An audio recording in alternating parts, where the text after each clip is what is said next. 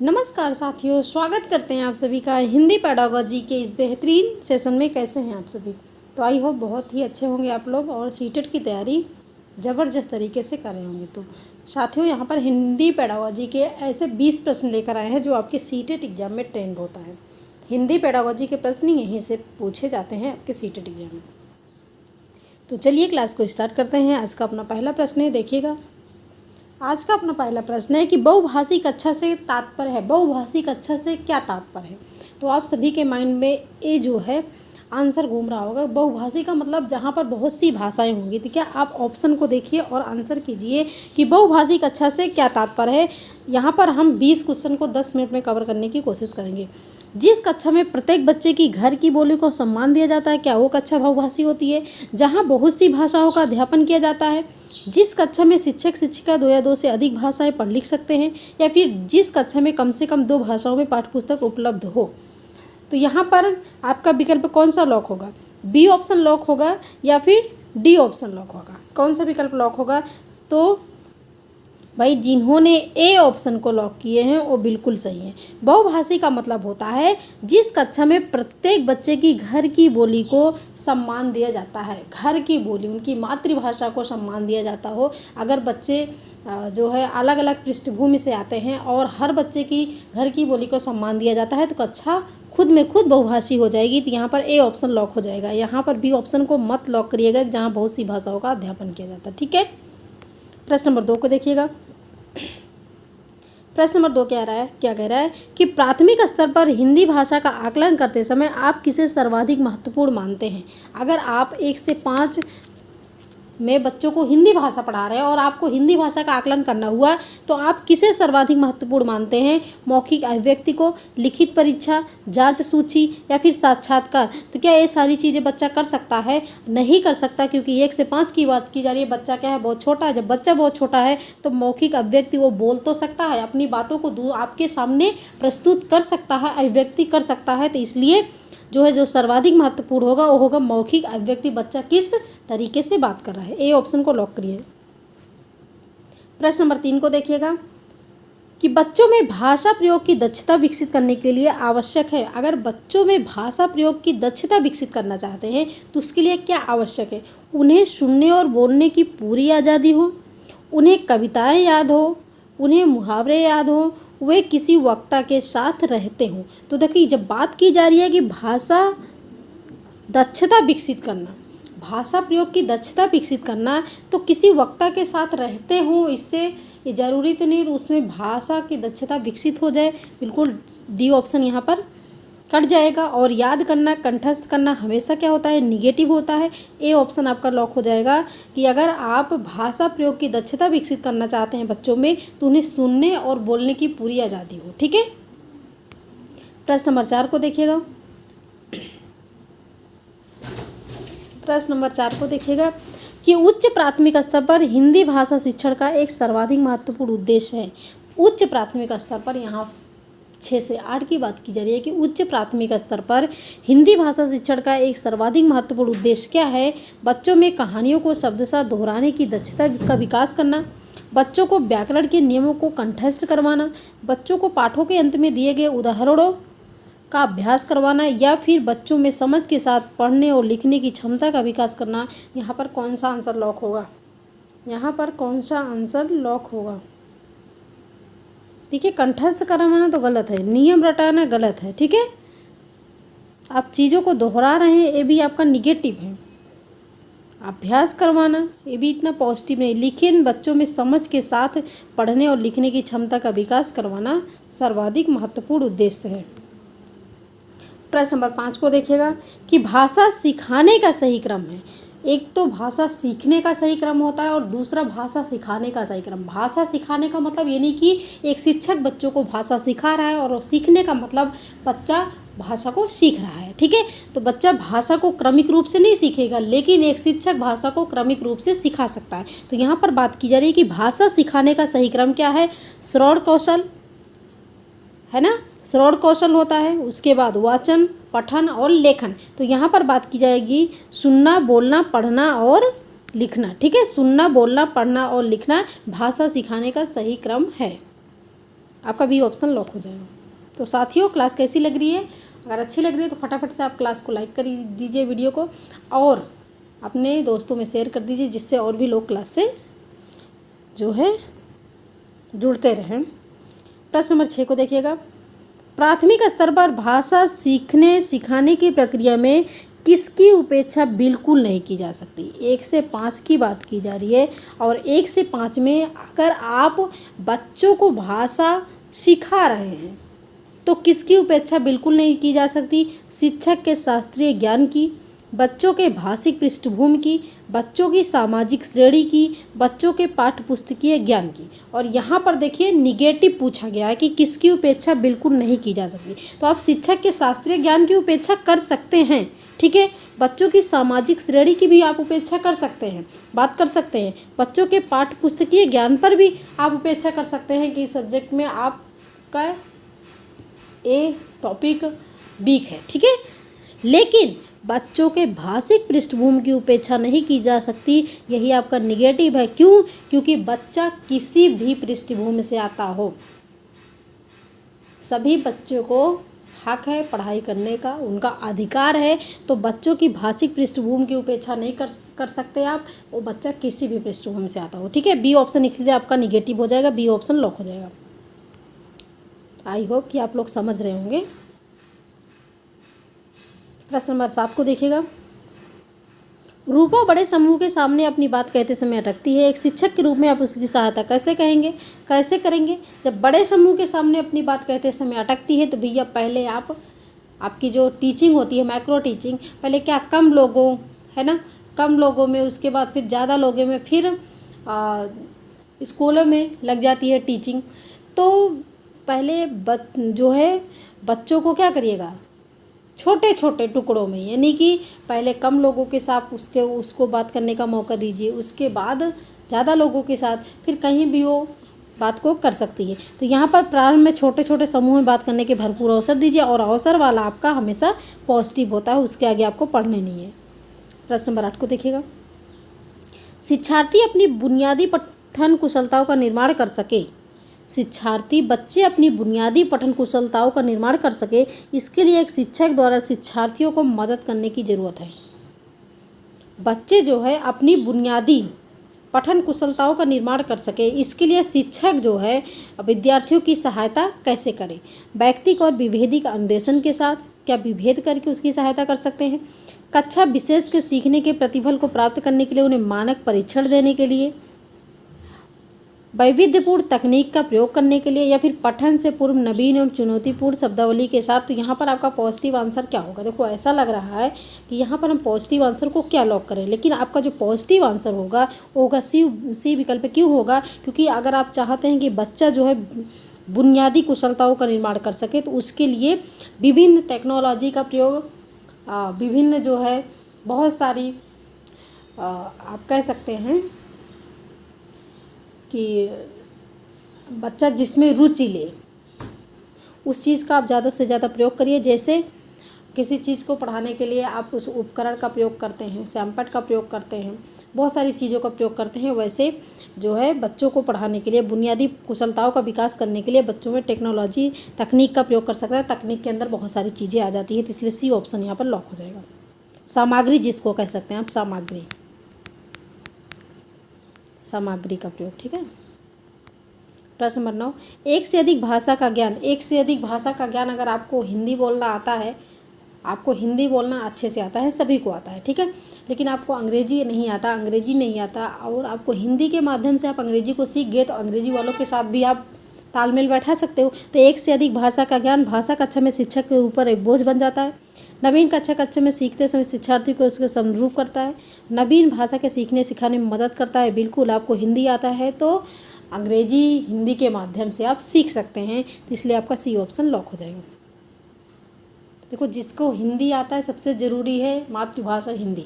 अगर आप जो है आपको हिंदी आती है, आपकी राजभाषा है हिंदी आती है, तो इंग्लिश को समझने में आसानी है। लेकिन आपको इंग्लिश आती है और हिंदी नहीं आती, तो इंग्लिश के माध्यम से आप हिंदी को इतना आसानी से नहीं समझ सकते हैं, ठीक है। प्रश्न नंबर 10 को देखिएगा। इनमें से कौन सा भाषा आकलन में सबसे कम प्रभावी तरीका है? कम की बात किया गया है कि इसमें से भाषा आकलन में सबसे कम प्रभावी तरीका कौन सा है? कहानी कहना, ठीक है। कहानी लिखना उससे भी ज़्यादा कठिन काम, घटना का वर्णन करना उससे भी ज़्यादा कठिन काम। लेकिन श्रुतलेख का मतलब क्या होता है? सुनकर लिखना, सुनकर लिखना। अगर आपके दोस्त ने आपको कहानी सुना दिया, सुनाने के बाद कहानी को लिख दिया, उसके बाद पूरे घटना का वर्णन भी कर दिया, तो आप सुनकर जब लिख दिए तो भाई उसमें कौन सी बड़ी बात हो गई। 10 बार उसी चीज़ को आप सुनोगे तो लिख सकते हो ना। श्रुतलेख यानी सुनकर लिखना ये क्या है? ये कम से सबसे कम प्रभावी है, बाकी सब प्रभावी है, लेकिन ये जो सुनकर लिखना है ये कम प्रभावी, जिसको बोलते हैं नकल करना, है ना, जिसको बोलते हैं नकल करना। डी ऑप्शन लॉक हो जाएगा। प्रश्न नंबर 11, भाषा अर्जन क्या है? भाषा अर्जन शुरू से ही भाषा को अर्जन, जब से जन्म लेते हैं उसके बाद से 1 साल से भाषा का अर्जन ही करते हैं। तो भाषा क्या है? अनुकरण, इसको बोलते हैं अनुकरण करना।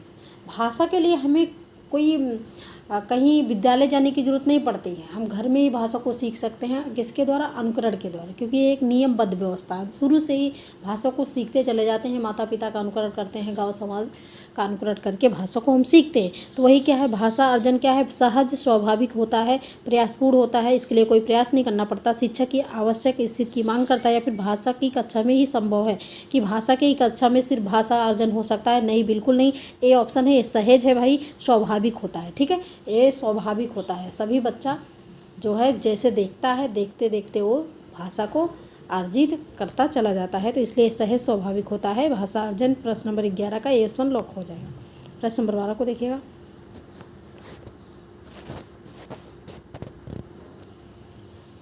प्रश्न नंबर 12 क्या कह रहा है? त्रिभाषा सूत्र के अनुसार स्कूल में पहली भाषा जो पढ़ाई जाए वह कौन सी होनी चाहिए, या फिर दूसरी भाषा कौन सी होनी चाहिए? ठीक है, पहली भाषा स्कूल में जो पढ़ाई जाए वह कौन सी है, और दूसरी भाषा कौन सी होनी चाहिए? तो मातृभाषा या फिर क्षेत्रीय भाषा, मातृभाषा हिंदी भाषा, हिंदी भाषा अंग्रेजी भाषा, अंग्रेजी भाषा विदेशी भाषा। तो त्रिभाषा सूत्र के अनुसार स्कूल में जो पहली भाषा पढ़ाई जाए वह मातृभाषा होनी चाहिए या फिर क्षेत्रीय भाषा होनी चाहिए, ठीक है, या तो मातृभाषा या तो क्षेत्रीय भाषा होनी चाहिए। प्रश्न नंबर 12 का ए ऑप्शन लॉक हो जाएगा। प्रश्न नंबर 13 को देखिएगा। निम्नलिखित में से किसका कविता में एक आकलन तत्व के रूप में समर्थन नहीं किया जा सकता? प्रश्न कैसा है? निगेटिव है। ऐसा कौन सा है ऑप्शन?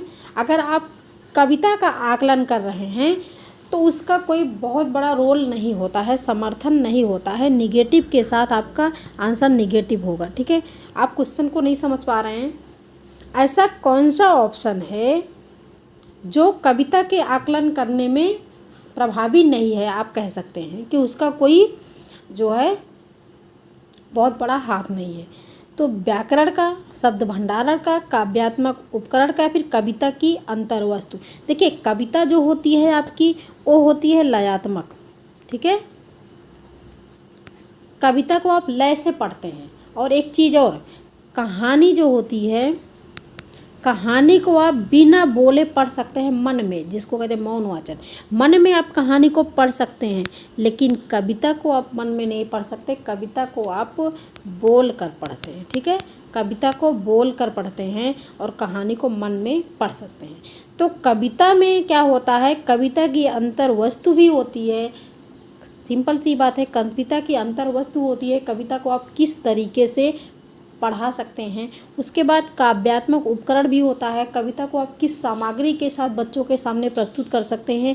शब्द भंडार भी होता है, लेकिन ये व्याकरण का कोई काम नहीं होता, ठीक है। कविता जो है व्याकरण के अंदर नहीं आती, इसलिए आपका यही ए ऑप्शन लॉक हो जाएगा, ठीक है। यही आपका निगेटिव है और निगेटिव पूछा गया है। आई होप कि आप लोग समझ गए होंगे। प्रश्न नंबर 14 देखिएगा। एक बच्चा जोड़े में और समूह में सक्रिय रूप से हिस्सा लेता है, जोड़े और समूह में सक्रिय रूप से हिस्सा लेता है, लेकिन लिखित परीक्षा में अच्छे अंक नहीं ले पाता। एक शिक्षक के रूप में आप शिक्षार्थी की मदद कैसे करेंगे? और जो वो बच्चा जोड़े में और समूह में तो हिस्सा ले लेता है, लेकिन जब उसका एनुअल एग्ज़ाम होता है तो उसमें वो अच्छा अंक नहीं ले पाता है। एक शिक्षक के रूप में आप उसकी मदद कैसे करेंगे? बताइए भाई, कैसे करेंगे उसकी मदद?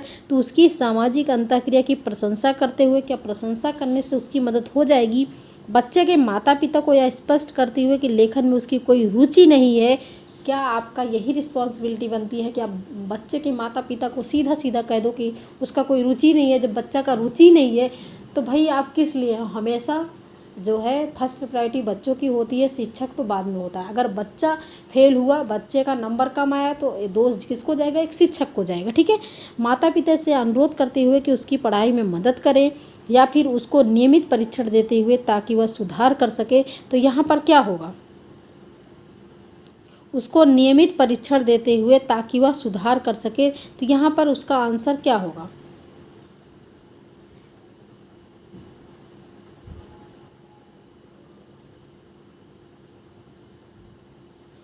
क्वेश्चन पॉजिटिव है।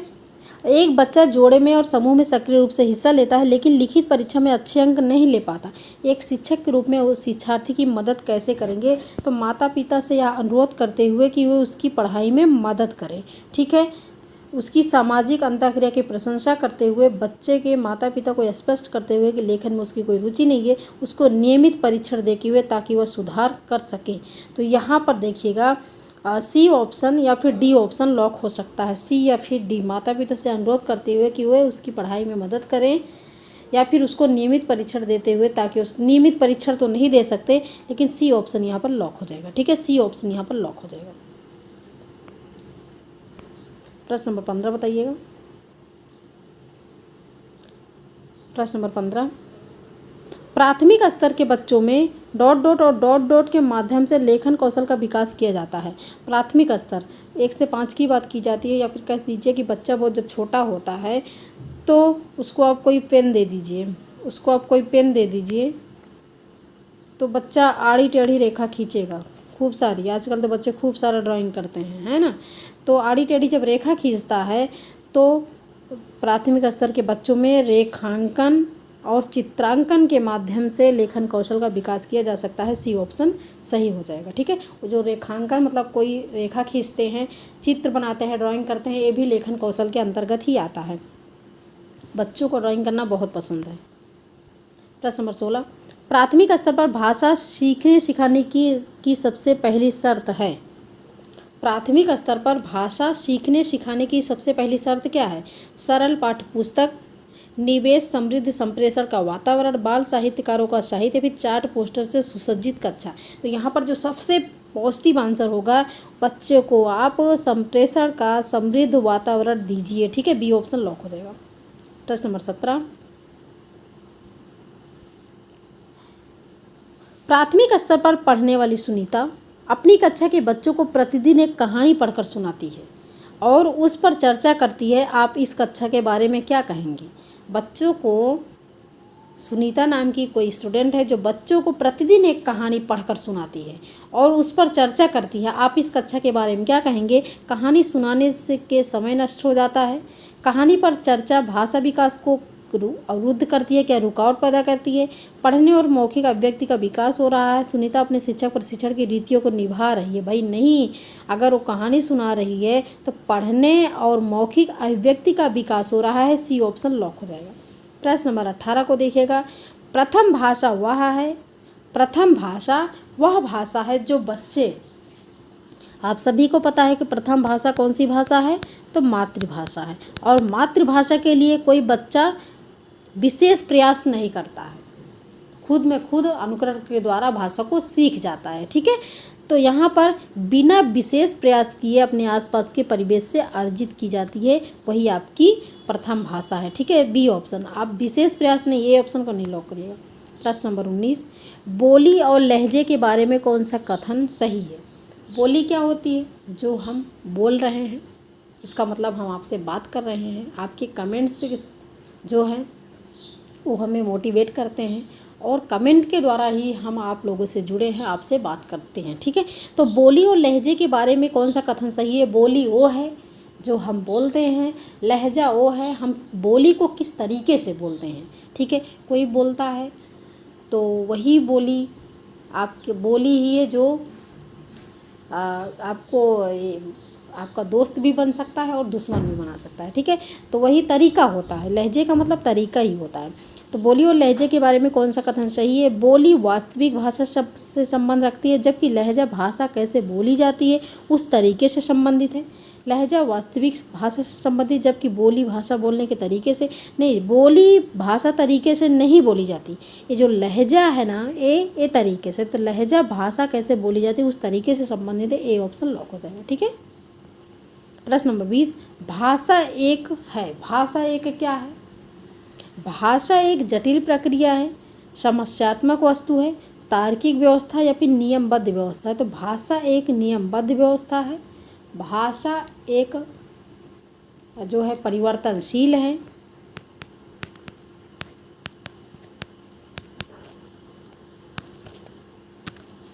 भाषा अनुकरणीय है ना। तो यहाँ पर आपका डी ऑप्शन लॉक हो जाएगा। परिवर्तनशील का मतलब भाषा समय समय पर बदलती रहती है। आप किसी के सामने भी अपनी प्रस्तुति किसी भी तरीके से दे सकते हैं। तो साथियों, ये थे आज के 20 प्रश्न। आपको क्लास कैसी लगी? अच्छी लगी तो लाइक करिएगा और शेयर करिएगा अपने दोस्तों में, ताकि और भी लोग क्लास से जुड़े रहें। और चैनल को सब्सक्राइब जरूर करिएगा, एक्सपर्ट क्लासेस साधना त्यागी। ठीक है। Thanks for watching video. This is Sadhana Tyagi expert classes.